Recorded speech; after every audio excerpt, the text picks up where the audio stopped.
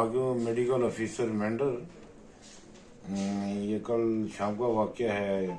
हमारे बॉर्डर कीरी सेक्टर में एक जवान कमल देव विद्या जी सना मदन लाल जो हिमाचल प्रदेश से बिलोंग करते हैं 27 ईयर, ये पेट्रोलिंग पर थे तो अचानक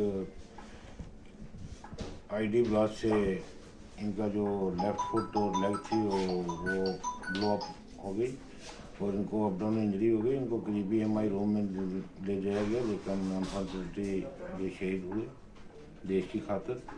और यहाँ पर आज सुबह लाया है इनको, इनकी अटापसी हुई है और फर्दर इनको इनके आबाई गाँव जो है हिमाचल प्रदेश वहाँ भेज दिया गया है फॉर फाइनल राइट्स। और इसे ये अपील करना चाहता हूँ कि जैसे हमारी फोर्सेस बॉर्डर पर दिन रात काम कर रही हैं, हम लोगों को भी ऐसे ही काम करना चाहिए।